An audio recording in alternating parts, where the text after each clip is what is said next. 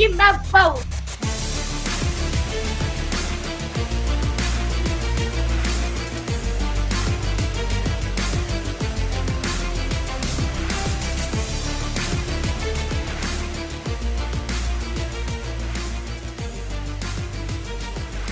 Court is in session with Ryan in Sacktown on If You Don't Like That. Now, Ryan in Sacktown. Oh, must be Rhino.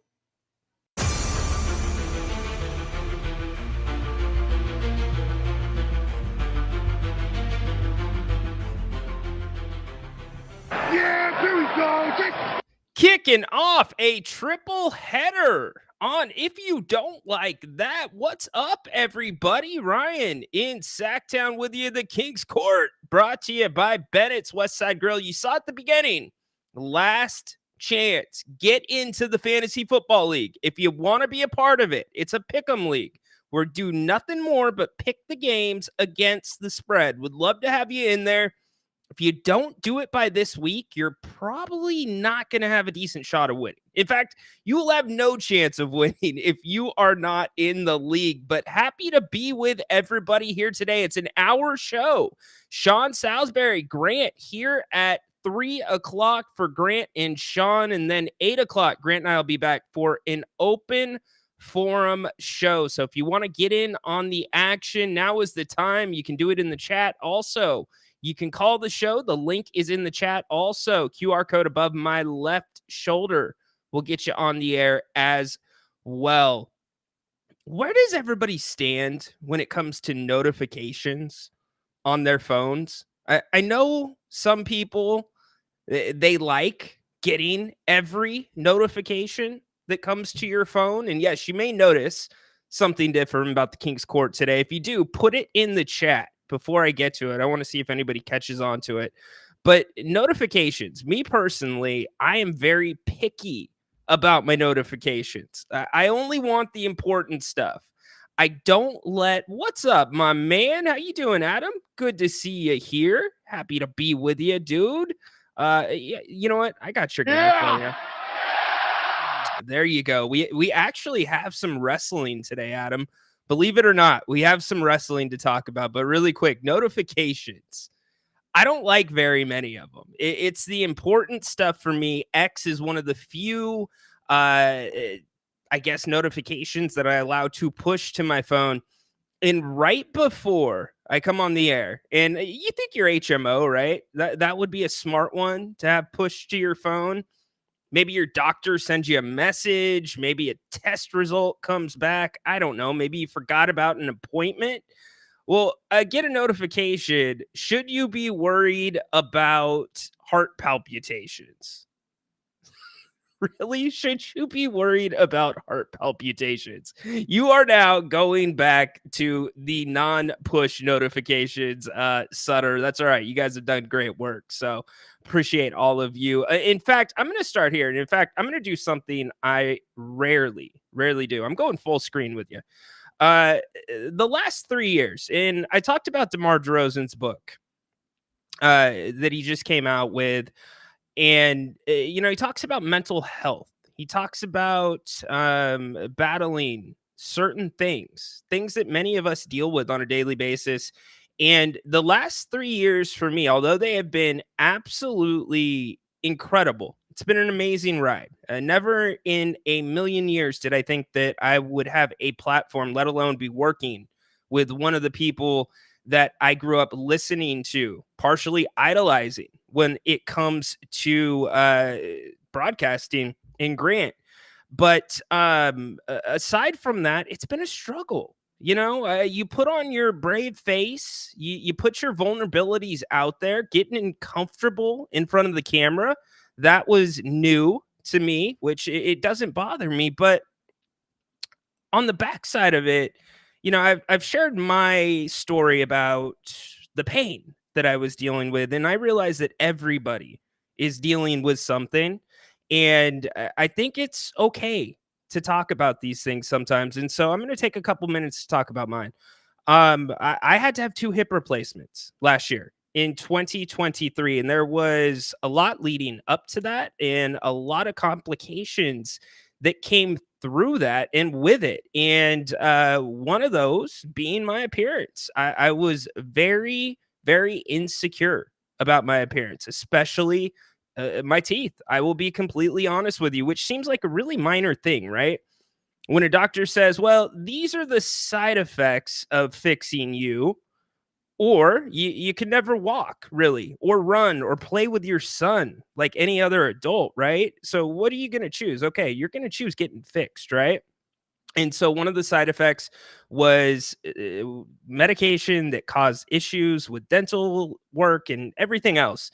And so at times I was really worried to get up here in front of you. It is a pretty decent sized platform in that anybody can join at any given time, right? And I always tried to minimize where I was at, tried to be under the microphone for the last year. Well, I've come through the other side of that. And the daylight is at the end of the tunnel. And I just want to say, whatever it is you're going through, you'll get through it. Maybe it seems like the biggest thing in the world, right? Seems like the biggest climb. But in reality, there's a lot with medical technology that can be done if it's a medical issue, if it's a different issue. Same thing. There's people out there that may be going through the same issue, might have gone through the same issue. So don't be afraid to share your story. And I can't tell you how much I appreciate this community. I can't tell you how much I appreciate all of you that tune into the King's Court, that tune into our Kings coverage, especially game days, the pregame, the halftime, and the postgame. We got another season, exciting season coming up for you. I'm looking forward to that. But yeah, this is the victory lap. You got through it. I got through it. And I wouldn't change as I sit here today. Wouldn't change a damn thing. So thank you to all of you. And hell, let's get off the serious stuff and let's have some fun, right? That's what we're here for. The King's Court. Don't forget Grant, Sean, today, I should say, 3:00. Can't wait for that. They're going to be breaking down week 3, probably talking about week 4. We haven't even talked about Monday Night Football. How about the Redskins? And are the Buffalo Bills really that good? Are they? Grant, Sean, they'll discuss it here at 3:00. So that's why we are only going an hour today. So if you want to get in on the show, now is the time. What's up, dude? How you doing? It went great, Bane. It went really, really good. I've got some funny stories from it, but it went good. They did an incredible job. Definitely a little sore. Definitely a learning curve. Not learning how to talk again, but getting used to a little bit of a different feeling. But all is well. Finchy, what's up, my man? Hope you are having a great day. Yeah, dude, why do you do them then, Adam? Like somebody like you know what I say? I say, Damn! like, dude, just don't do the notifications. You can go, if you're an iPhone user, go through, pick the ones that you want. And you know what it is? The crappy part is they try to slide them by you, right? When you're signing up for the app or you download an app, you're hitting yes because you want to get through it. You want to get right to whatever you signed up for. And yes, Sean, I did say Redskins. How about them Redskins? And Jaden Daniels, my goodness. Now the question becomes, we've seen this story before. Can he stay healthy? RG3 could not, but hell of a game by them on Monday night. And also, again, the Bills, how good are the Bills? They showed it. We talked about it on the pregame show, Grant and I was really wishy-washy on a few games and a few teams because I didn't know which teams, I didn't know who they are. And I guess to a degree, we still don't know who these teams are. We're only through 3 weeks of the NFL season. But when I saw the Bills have their first performance of the season against the Jaguars, where they only led with zeros on the clock to win the game, and I guess that's when it matters. But then you see them dominate in Miami, and you think, oh, shoot. Was that a Miami thing? Was Miami that bad, or was Buffalo that good? And then Buffalo comes out and does that to Jacksonville. Excuse me, they didn't play Jacksonville opening week. I forget who they played.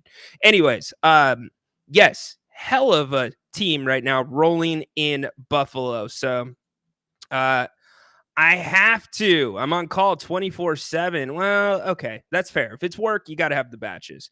So, anyways, a lot of different stuff that I want to get to. I got a story coming out of UNLV that interests me. We've talked a lot about the NCAA, and we've talked a lot about NIL, and everybody has a little bit of a different opinion on that. And with what's happening at UNLV, especially in the middle of one of their best football seasons where they've beaten two Big 12 opponents this season. They've now got a big NIL scandal. And it's not necessarily a scandal where the NCAA is stepping in, but it really is a real-time example of college athletics, and it's nothing new, and I'll explain why, but now it's okay to talk about it. It's like gambling. Before, when gambling wasn't legal, you didn't talk gambling, really. You never heard the networks talk about it. Now that it's legal, it's everywhere, right? Well, with NIL and being able to pay players, they're much more comfortable talking about it.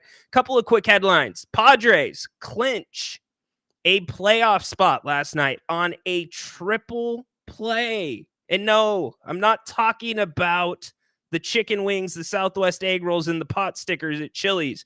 A triple freaking play against the Dodgers. And by the way, the Dodgers spent over $1 billion this offseason. And most of that was tied up in Shohei Ohtani. But there is a scenario where the Padres could eclipse the Dodgers and win the NL West. That is crazy. So keep your eyes on that. The Dodgers are still first in the NL West, but definitely something to pay attention to. Padres fan, get excited. You guys are finally going back to the playoffs, and you're doing it at Petco Park. Holy crap. Just do me a favor. Those dudes that were singing before the Phillies game a few years back, please don't bust those guys out. I don't want to see them again. Also, other headlines. Oakland A's. How often do we talk about the Oakland A's at the start of the show? We don't. But they had a ninth inning walk-off win last night. If you have been living under a rock, this is the last homestand for the Oakland A's. Last night game, obviously. Tonight is the last night game in the Coliseum. The last go around. Now, the actual last game will be on Thursday. That is going to be a day game. I'm sure many of you that are A's fans are going to try to make it out there. There was a very interesting sign from some of the hardcores. I got the signs up that they usually hang over the left field wall, but there was one last night, and credit to Carmichael Dave. He put it on his X account. One of the signs read, repent, or read, Vivek, repent. Interesting, huh? Really interesting. A's fan a little sour about that.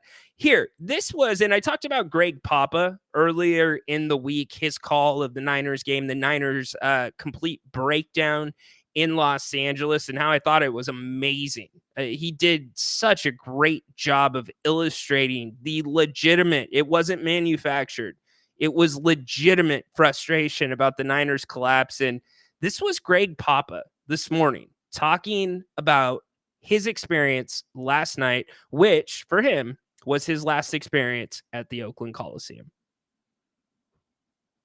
It just seems like yesterday that I was there doing those games. So to some respects, it did feel like a class reunion, and going back and seeing a lot of people you haven't seen for a number of years in a place that was so special to you for so long. But then when I got in the car and drove away, it felt more like a funeral. And it felt like someone very close to us has died, and you're not going to see him again. And I'm not going to go back tonight. And I won't go back tomorrow afternoon. Maybe after I get out of here, I'll go visit some people after. But class reunions are, we'll see in 5 years, we'll see in 10 years, we'll come back. It's over. I'm not going back there. And it hit me hard leaving that stadium, John. I mean, I know everybody has an opinion about them leaving. And I believe you own a team. You could do what you want. And Oakland has changed a lot from when I moved here in '86. The East Bay is just different. And I saw the Raiders, have trouble coming back and the team ultimately having to move. Although I think the A's were the number one factor why Mark Davis, moved that team. But I was always looking to go somewhere better. So he may have moved it. He lived longer. But so they do have a right. I mean, the A's, the other thing is the murals, the walls in that ballpark. What are they going to do with that? Hope they don't tear that place down.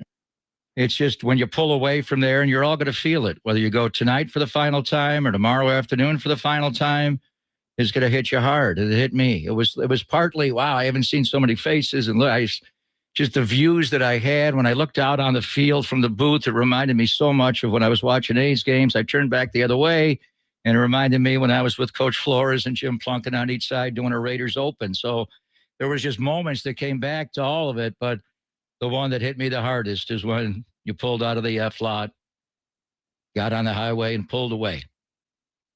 A lot like closing the casket on your mom or dad. And you're like, never go back there again. Well done. Well said. Sports is something else, huh? Tell me sports isn't built in to the fabric of some of us. Very emotional and very well-spoken, Greg Papa there. And Kings fans, I'll just say this. We thought we were going through that, right? I mean, we did go through the relocation sagas, but that last game at Arco, the sign-off from Grant and Jerry, the uncertainty, right? And this is not the same. It's not. This is different. Their team's gone. It's done. It's in the books. So, A's fan, how you feeling about things? Obviously, the A's will be in Sacramento next season, at least for one season. Again, you got an opportunity tonight to go see the A's, and then tomorrow, day game, last game at the Coliseum. I believe Cody is going to be going to that game. So Grant asked if Cody gives us a call for the 4:00 show tomorrow. Would love to hear about his experience. I'm sure it's going to be jam-packed, emotional, this entire series. And again, heck of a walk-off win for the A's. Did you see the fans ripping out the seats last night? I did not, but it doesn't surprise me. What are you going to do? You going to stop them? No. I think Grant, and I was paying attention last night to the open forum show. He talked about ripping his seat out or ripping a part of his seat, from the old Yankee Stadium. So you look, these things are going to end up probably going up for auction at some point. I don't know if any of you saw the video, but with Arco, there was people, they left so much stuff behind there. There's a YouTube video out there, a creator that goes to empty sports arenas that aren't used anymore.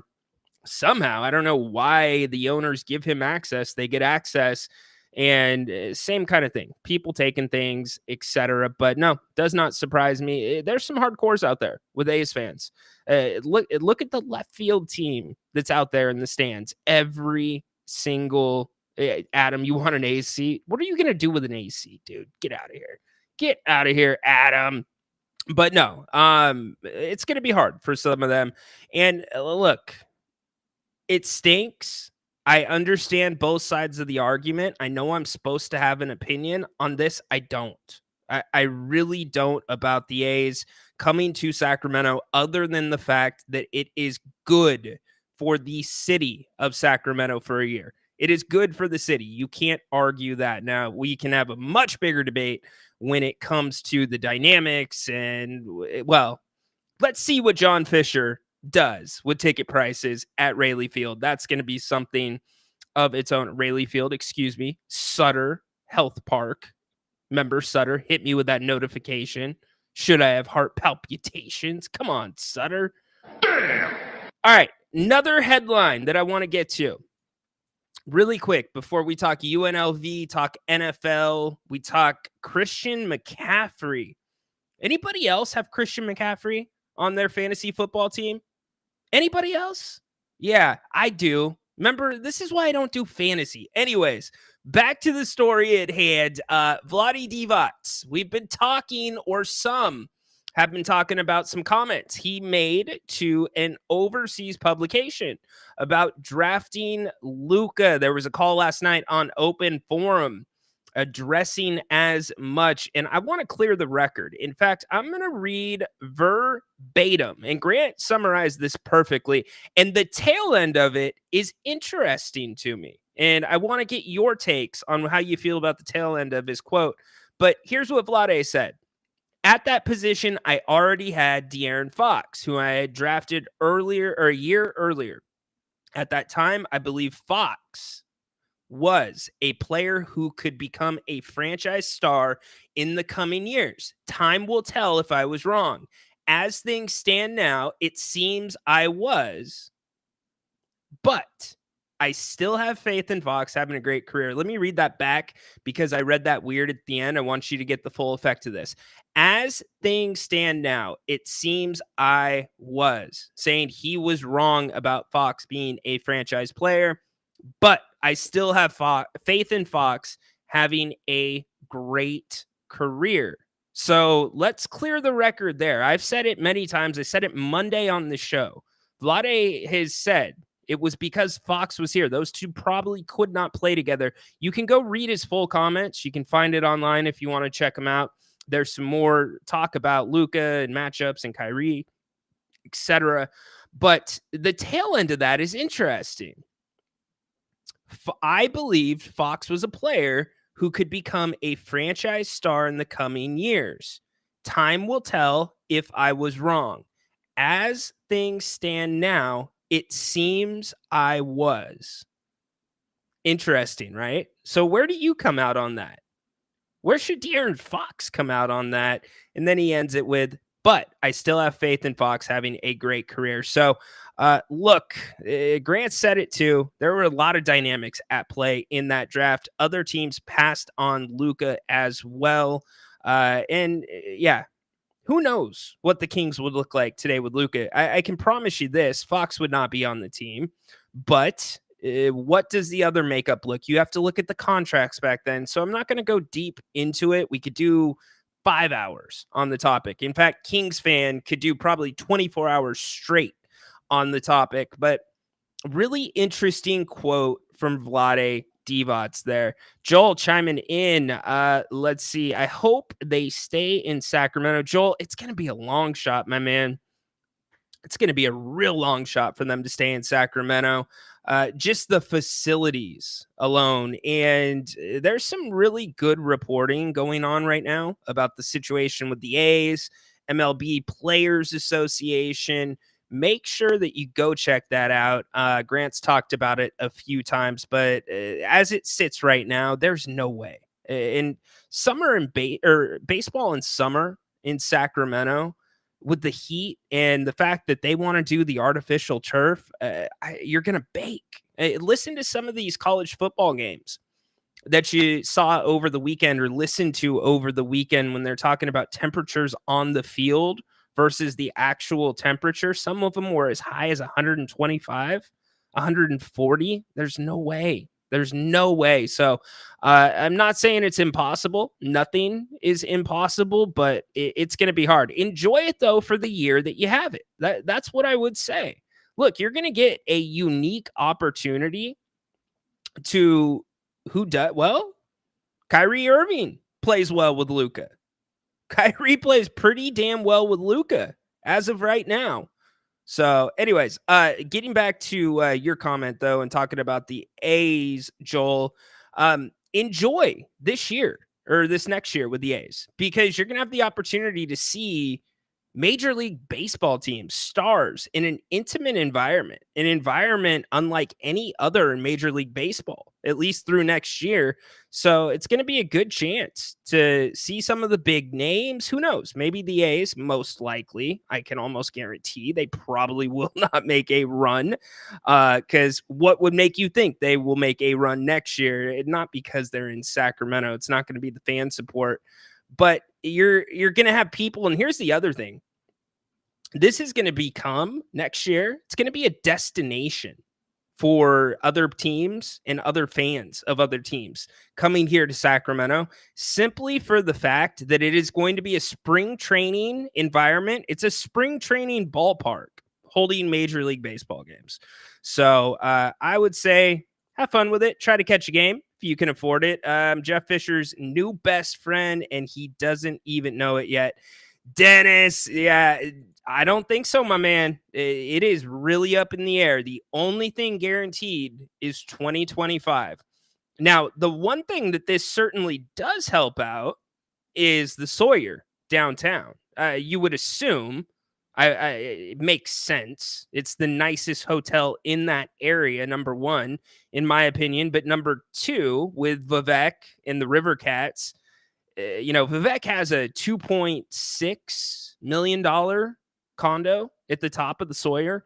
So it's going to help the Doco area. It's going to increase revenues down there. But the big thing standing between the Kings and an all-star game is housing. It's lodging. And they don't have enough of the 4 or 5-star lodging to host an all-star game. So anyways, a last headline that I want to get to, and I'm not going to spend too much time here because I am done with this dude. In fact, I'm shocked still that Cleveland signed him to a $230 million guaranteed contract right in the midst of the controversy that he was going through off the field, and they sheltered some of his money. They sheltered it the first season. Look how much Deshaun Watson was paid in the first year of his career, or his first year of the contract in Cleveland. Check that out. So that way it would mitigate the expenses or the fines to him from his game checks. Anyways, Deshaun Watson has been a complete bust. A new allegation has been out that might allegedly come with video. The plaintiff in that allegation says she is going to participate with the NFLPA's investigation that is currently ongoing. Remember, the NFL has no subpoena power. So she said, I don't want to talk to you. That's pretty much the end of their investigation, but that is not the case. And that's just off the field. What about on the field? This guy's been horrible this year. Deshaun, he looked a little bit better last week, but he has been horrible. Pressure is mounting, not just off of this year, but what about last year when Joe Flacco came off the couch, literally came off the couch and put that team on his back and energized the city of Cleveland? Well, Deshaun Watson, Wednesday, today, they were asking him questions about the offense. And you remember Deshaun when he was in Texas playing for the Texans, he would run the ball at times. He was not bad with his legs. So here's what he had to say about running the ball as a quarterback. I'm not a running back. It's not my specialty. They signed me to throw the ball, make decisions, and be a quarterback, not a runner. Yo, memo to you, Deshaun. My man, you don't have a leg to stand on right now, Deshaun. You don't even have a single leg to stand on. If that organization wants you to mop the damn floors, you better grab that mop and put a big ass smile on your face, because they are still paying you a guaranteed $230 million. If you hit them with a shot of truth serum, do you think there is one person in that Browns building, in that Browns coaching staff, that wouldn't want that contract off the books and a different quarterback on the field? No, they are pot committed to you. And I'll go a step further. I bet that if you also ask them, do you hope that there is punishment from the NFL for the latest allegation, they would say yes, because it gives them a route to void your contract. You should be doing anything and everything to cater to your teammates, to your coaches, to your city, to earn a little bit of goodwill that you have never had in your back pocket with that $230 million in Cleveland. Turn the team around and do what the coaches ask you to do. Who does that? Are you kidding me? I'm not a running back. It's not my specialty. They signed me to throw the ball, make decisions, be a quarterback, not a runner. Get out of here with that garbage, Deshaun Watson. Are you kidding me, my man? How tone deaf is this dude? The Browns are 1-2 this season. Dude has not played well at all during his time in Cleveland. My man, his act is growing thin, real thin nationally. And I can only imagine Cleveland, much like Sacramento, when it comes to a sports town. Very similar, very dedicated fans. Take their sports serious, haven't seen a ton of championships, right? And you're going to smack off with that, my man? How would that play in Sacramento if Demonis Sabonis or De'Aaron Fox came out and said, no, they don't pay me to shoot three-pointers. They pay me to drive to the rim. Yeah, that's why they're paying me. Get out of here, Deshaun. So let me know your thoughts on that. John says he will mop the floor for $2 million. Yes, definitely. Got to think outside the box, Rhino. Yeah, Dennis, I know you're going back to the A's. Look, Grant's hard on the record saying baseball is not coming to Sacramento permanently. Who knows? Baseball, I do agree with you. There are a lot of baseball fans in Sacramento. They've supported the River Cats well. They travel to go see the Giants, to go see the Athletics. So who knows? It's Vivek. It's Vivek. Anything could happen. But what I'm saying, don't get your hopes up. But enjoy them while they're here. At least do that. And also the A's, they're going to be doing some buses. Did you guys hear about this? They're going to be doing some A's buses from different places around Sacramento and the surrounding cities to get you to the stadium. I'm sure there'll be some type of agreement with regional transit reached at some point, much like they did with the Golden One Center. Free tickets if you have Kings tickets to get to the game. So that is where we're at. Those are the headlines for today. Get involved in the show. Want to hear from you. Get your comments in there. We're only going until 2 o'clock. So we're only here for another 28 minutes. And then Grant and Sean, 3 p.m. today. And then Grant and I will be back 8 o'clock to wrap up the night. All right. I talked about it at the beginning of the show. UNLV. And having this great year. In fact, I wish Corn Dog was in the house. Corn Dog, if you're in the house, if you're listening, if you can call, I would love to get your take on this.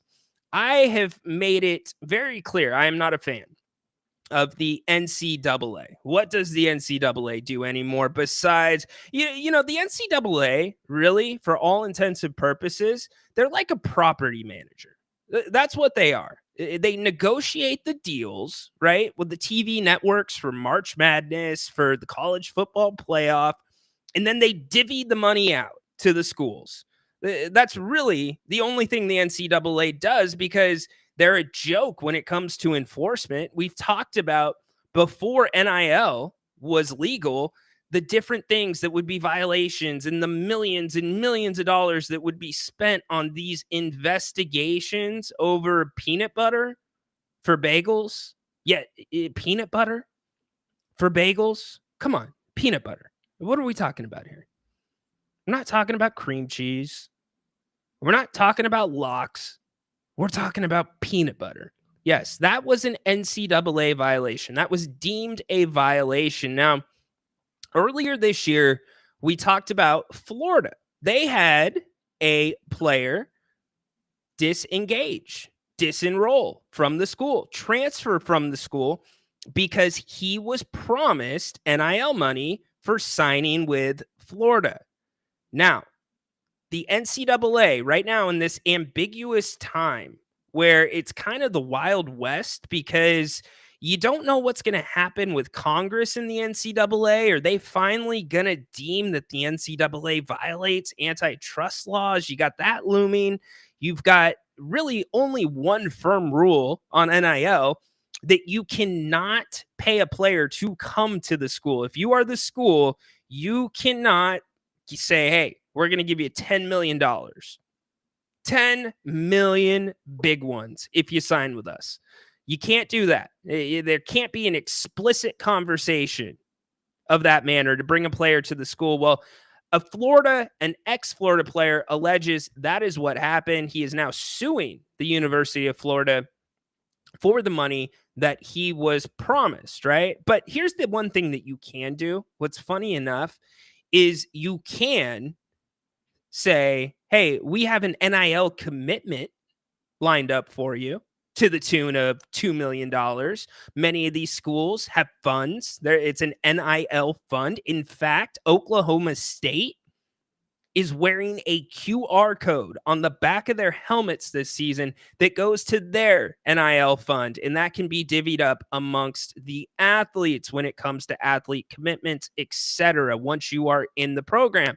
Well, fast forward to today, more specifically last night.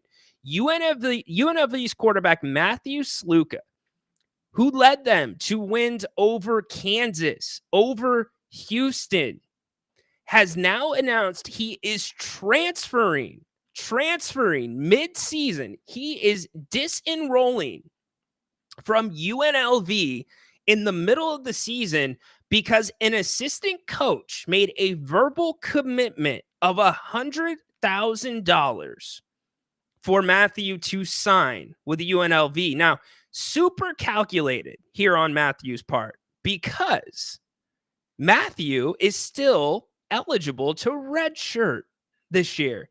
So he is not losing. He is not losing a year of eligibility. So he will go train with a quarterback trainer and start looking at the possibilities for next year. And UNLV is left with their hands up. Their starting quarterback gone. He's gone. And the team met with Matthew allegedly last night or the night before, where the issue was raised that, hey, the offensive coordinator promised me that I was going to be paid $100,000, which today in NIL standards, it's not that much for a big or for the group of five, whatever they call it, the group of five for a player of Matthew's caliber. Not that much, $100,000. That's about on par. He alleges he had bigger offers, though, before he decided to go with UNLV. It was more of the fit, both he and his agent, or I should say he has said through his agent. So it brings up now a bigger question. The university basically said here's what he did. He put the university between a rock and a hard spot because now the university would be looking at a situation where if they paid him the $100,000 based on the terms that he's reported, and remind you, all of this is verbal. This is not in writing. It was all verbal. So if they paid him that money, then the NCAA could come a knocking and say, hey, you can't pay people to come play at the school. That's not how it works.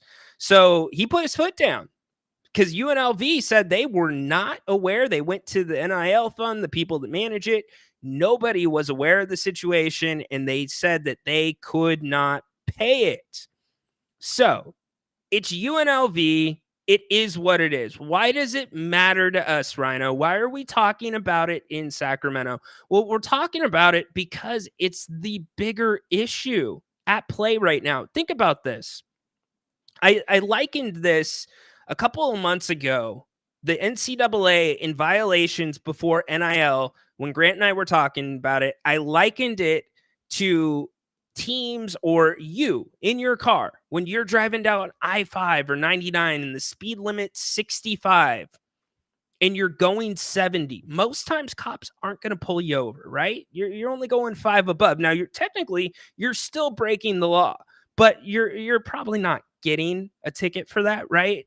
Well, then there's the other people like Adam. I can see Adam doing this, right? Going like 110 on the freeway. You're probably going to get pulled over. And that's how it was enforced before with the NCAA. That's exactly how it was enforced. Teams could operate within the fringes. Now, if you went outside of that area, then yes, you were likely going to get smacked with violations. So how does the NCAA begin to combat and deal with teams and schools paying players to come? Because let's be blunt. Let's be real about it. That's exactly what's happening right now. That is exactly what is going on. So I guess what I'm saying is you might as well just make it legal, because if you're allowing players to sit there and have NIL commitments before, or NIL commitments, I should say, lined up before they sign with a school, if that is part of the recruiting process, which in many cases it is, then you might as well just let schools pay players to come to their schools. Open it up. It's already going on. And I can hear some of you say, well, Rhino, what that means, the small schools, they're never going to get players. It will even out. It will even out because of competition. There's only so many slots. There's only so many roster spots at Alabama. There's only so many roster spots at Georgia. And of those spots, there's only so many of those that are getting the big money, the big commitments. So what are we doing here? Much like sports gambling becoming legal in most states, just open it up. Let's be done with it. Because until it's that way, we're going to continue seeing stories like this, because it's happening already, and the NCAA knows it's happening already, much like before when I talked about when NIL wasn't legal, but violations were still happening. As long as you stayed in that fringe area, you weren't going to get popped from the NCAA, and that's exactly what's going on with schools technically paying players to come play for them. So just be done with it. Save the money, save the hassle. And at the end of the day, the schools are going to get more money from the NCAA, because you're not going to have these costly investigations. You're not going to have these costly lawsuits. They get dragged out for years. Think about how long the Ed O'Bannon lawsuit got dragged out. It was incredible. He was one of the first ones to file a lawsuit saying that players should be paid. And that took what, 10, 15 years to finally settle out. Also, you now have the pending settlements where schools are getting money to give to athletes that played during a time that NIL was not available. You're getting Reggie Bush having Heisman's restored and everything else under the moon. Just be done with it. Why are we swimming upstream? Why are we fighting City Hall? You know why we are? Because the NCAA is stubborn. They're stubborn. They're like Deshaun Watson. They don't have a platform. They don't have a leg to stand on. So until something happens, get sorted out, keep seeing these stories pop up, because they will. They absolutely will. And in that interim time, schools will continue to pay players to come to their schools. Nothing new. This is straight out of the old playbook. Get with the times. Mr. Moss, what's up, my man? How you doing today? Hey, what's up, Randall? How you doing, man? Doing good, brother. How are you? Not too bad, man. Not too bad. Like always, I won't keep you long. Just a few topics, and then I'll kind of listen to you off air a little bit. What's your thoughts on this Ohtani Dodgers thing? He's the greatest thing since sliced bread. He's having Barry Bonds, 10th or 11th best season of Bonds' career, but I think people are the prisoner of the moment. I saw a post not long ago say he was the best baseball player ever. Do you watch him? What's your thoughts on him? On him? I think he's pretty special. And okay. I get the argument. He doesn't play the field most games. He's DHing if he's not pitching, right? Barry played left field, but he's special. Players get stronger. Players get faster. Movement changes. It evolves with the spin of the ball and pitchers. So what he's doing to me is kind of unprecedented. And I truly think by the end of his career, he'll likely be amongst the best baseball players of all time. And here's the other thing, Mr. Moss. How many times do players ever live up to the hype? Dude signed a $700 million contract, and this guy's living up to everything under the hype, and it's a rehab season. Yeah, I agree. And the word versatile comes into Yes. mind when it comes to him. So if you want to say he's a more versatile baseball player, you got me. No argument there. But just pure hitting and a hitting genius, I'm gonna go with Barry Lamar Bonds. That's just me. So It's cool. specialized, right? Yeah, for sure. Absolutely. Yeah, I hear for you. sure, specialized. Real quick on the NFL, you look up, they're not playing great, but they're 3-0. The Chiefs, like Yeah. they just find a way to win. I think the surprise team so far to me, Pittsburgh Steelers, that defense, amazing. Yep. What's your thoughts on the Steelers? And the Chiefs haven't even played one great game yet, and they're 3-0. They just find ways to win. That's why they're on the brink of a third Super Bowl Yeah. in a row, Yeah. my man. Think about it. They haven't even really gotten Travis Kelce going. And there's a ton of noise about him and having too much of an off season. No, it's a long season, in my opinion. The Chiefs, look, do they have a factory there, Mr. Moss, where they just produce these players? Is it a 3D printer? Pacheco goes down, you just put somebody else Right, in. a rookie at that, a rookie running back, right? He fumbled versus the Bengals. They still trust him, right? He picks up a big time third and second down play not too long ago versus the Bengals. I mean, they're just plugging along. And again, when you got that guy named Patty, right?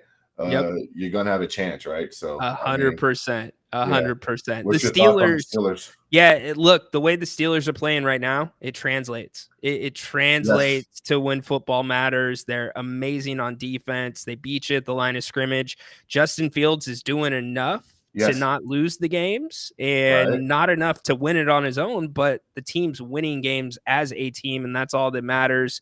I think you keep him on the field, and I'm a little more pessimistic if I look at the two teams about the Steelers rather than the Chiefs for obvious reasons, but I'm super surprised that the Steelers are 3-0.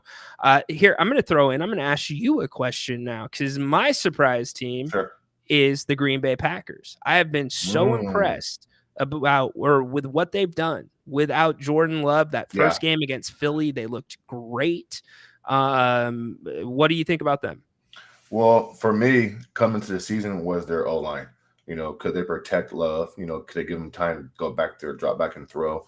I thought when Love went down, they would struggle a little bit, right? But again, they plug in the backup and they're just kind of just going along as scheduled. Their defense to me isn't great, but it's good enough. Quarterback making plays, and they're coached well, right? Yeah, I mean, they are. I think in the past we've had question about their coach and some of his play calls and decision making, but up to this point, man, I mean, listen, when guys go down, you just hope and pray that you can kind of keep the ship afloat until you get your guys back. So I've been impressed with the Packers, and they play in a pretty damn good division, right? You got Minnesota, you got Detroit, and so they're just, moving along. I think they're a surprise team as well. Last stop for the day. It's almost October, mid-October. I mean, we're approaching. Yeah. My favorite time of the season, right? NBA season. Yep. And so, I know guys are getting ready. My Rockets.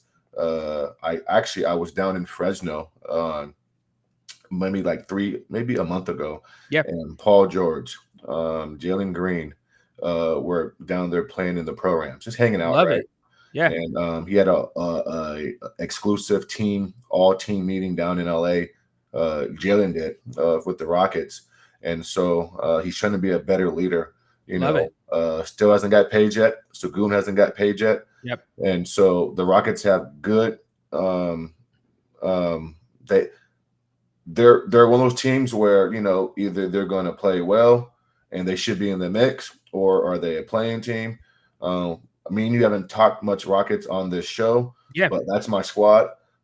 They have all the talent you can ask for. I think they're one of the most athletic teams in the league. They got a mix of young talent. What is Reed Shepherd going to do, right? Yeah, that's a big question. He looked good in Summer League. He played well. He's a manager guard. The question for me is, can he defend and knock down shots? We'll see, when it matters the most. But I'm excited, man. NBA season. And real quick, too, before you go, We got to link up one of these games, man. I got season tickets. And Yeah. if you pick a game, I don't know what your access is down there at the arena, but if you want to check a game out, let me know.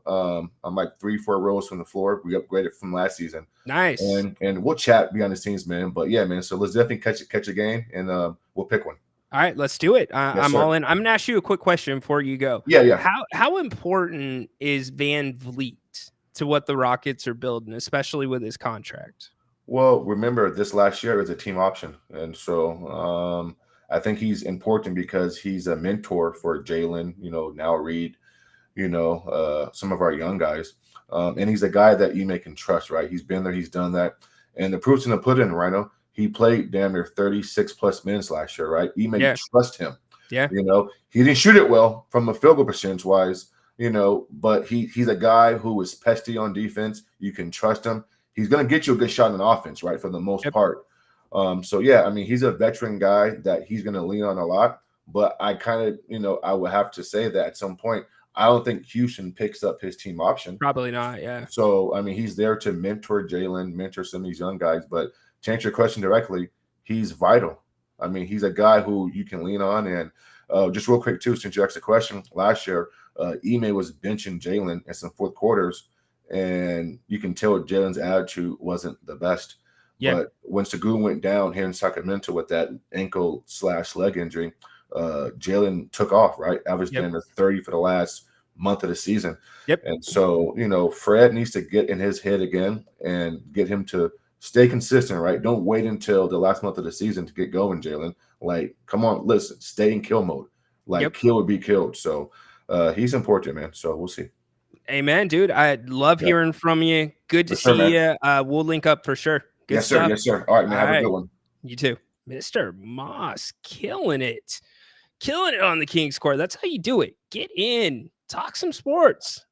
Pick the show up. I love it. Remember, Grant and Sean coming up 3 o'clock, just about an hour and 10 minutes away. Mark, what's up, dude? I see your comments today, Mark. I got you. Yeah, the media did not like Bonds. And you know what, Mark? I think that went both ways with some of the mainstream media. I think Bonds didn't like a lot of them either. He had those that he was friendly with, but look, Bonds, there was a lot to report on. He gave them a lot to chew on, but fair or unfair, I think you look at the steroid era, I think it's completely unfair to disqualify players from the Hall of Fame during that era. Completely unfair. Baseball turned a blind eye to that. And besides, how many guys weren't caught that were on the juice? Think about that for a second. Dennis, you think players would want to cap it? No, yeah, it depends. Look, Dennis, you hear from usually the minority on these issues, and you don't hear from the majority. And remember, there's no union for college players. So it's interesting. I see what you're saying. And by the way, really quick, you're not breaking the law. It's an infraction, correct? But you're breaking it. Okay. It's an infraction, but an infraction is the law. There used to be the law in college sports. That's what the NCAA was. They were. Now they're a joke. Look at the Michigan scandal last year. The Big Ten suspended Michigan, right? Not the NCAA. Come on. And then the NCAA comes back and they impose the thing on Harbaugh. Get out of here. They have no purpose. So yes, it's an infraction, but it's law to the schools, or it used to be law, I should say, to the schools. Now, it wasn't real law. You are correct, because the schools many times would challenge the NCAA in court. And that goes back to my initial comments. All that money that the NCAA spends defending themselves, that's money that could go back out to the schools. So loosen it up. Loosen it up, in my opinion. So anyways, make sure you guys come back today, 3 o'clock. Grant and Sean will definitely be a good show. Can't wait to see that. They'll be taking your questions too. So make sure you are in the chat. My comments only work if I use my cell phone. Mark, kind of cell? You must be an Android guy. You an Android guy, Mark? No, I'm just kidding. That's weird. All right, it depends where you're chatting from. Where are you chatting? You're chatting from YouTube. Okay. You're a YouTube chatter. Interesting. Well, we've had, you guys know this if you tune in, we've had some bugs between our broadcasting software that we lease out and then also YouTube. Those two were having some miscommunication. So, Mark, it might be part of that, but we think that that's all wrapped up and behind us. We spent about a week working with our provider to get that going. Let's see. Peter, correct me if I'm wrong, but if you go to a school on a scholarship, the school can pull or change the scholarship based on your performance. It's a good question, Peter. I believe they can.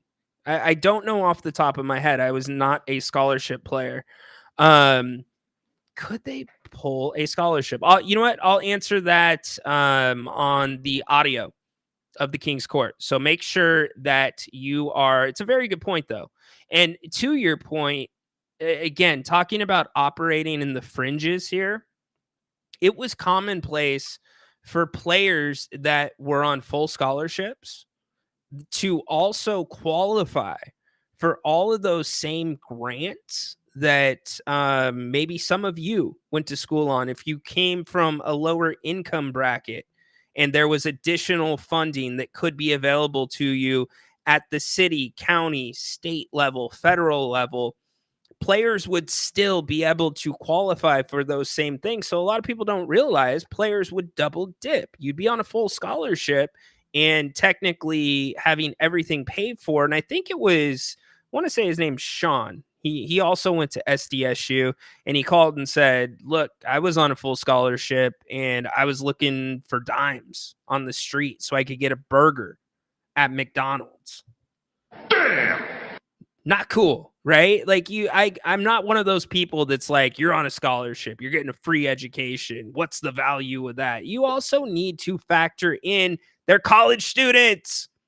It's freaking college. You need some room to operate, right? It's not scholarships are tuition, books, housing, your food. Now, I can only speak to when I was at SDSU, but the food portion of it doesn't include like your groceries. Now, you do get a lump sum of money for living, but it's not necessarily as much as many of you would think it is for players. And this is back when NIL was not around. But when it came to your food, we had at least one of the dorms on campus was classified as the athlete dorm, where any of the athletes could eat for free, in addition to the students that lived at that dorm. So you had that. And then you also had options on your student card at SDSU. It's called your red card, where you could eat on campus at some of the different restaurants that were ultimately, I guess, managed by the school or leased out by the school. So anyways, I guess what I'm saying is, I get it from an athlete standpoint, and I get it from a purist standpoint as well. You don't want this to turn into professional sports. Well, if you're on that side of things, and I was on that side of things for a really long time, and I was critical of that, look at it now. Could it get, how much closer does it need to be to professional sports than it is right now? Because it's damn near there. It is with NIL alone. So interesting conversation. Definitely pay attention to what's going to happen at UNLV. And it's not so much about UNLV and Matthew Sluka. It's not so much how that turns out for them. This is precedent. These are important cases. These are cases as the system works right now that will outline how judgments are made in the future. So that is why it is important. So Grant and Sean back 3:00. Make sure you join them here on If You Don't Like That. Huge thank you to Mr. Moss for the call. All of you in the chat, too many to mention. Make sure that you're subscribed to the channel. Greatly appreciate it. Scan the QR code. That will get you there. 7.2 thousand of you already signed up on YouTube. And don't forget, subscribe to the King's Court audio. We put this show up there. And then we also, okay, so that is one of my few notifications. That's my prayer notification. So that's what you just heard. So Adam, I do have some that push to my phone, but you get exclusive audio, the Kings Court shoot arounds during the season, which are every morning. And then I've been putting some exclusive audio up there, Spotify, Apple, anywhere else you get your podcast. Make sure you check that out. Again, huge thanks to Bennett's Westside Grill, sponsor in today's show. Go to bennettsrestaurants.com to learn more about all 3 of their locations and specials, prime cuts, seafood and steak, all at Bennett's. So, all right, 3 o'clock, Grant and Sean, be back. Join them. I will be watching that one. And then don't forget, 8 o'clock tonight, Grant and Ryan, we'll be doing an open forum show. Get up in here. We would love to hear from you. That is it for the Kings Court. Make it a great rest of the day. Appreciate all of you, and hit me on X if you've got more opinions about the NCAA or anything else that we talked about. Be happy to give you a response. Go Kings, light the damn beam. Court is dismissed as long as you join Grant and Sean right back here on If You Don't Like That in an hour for Grant and Sean. So long.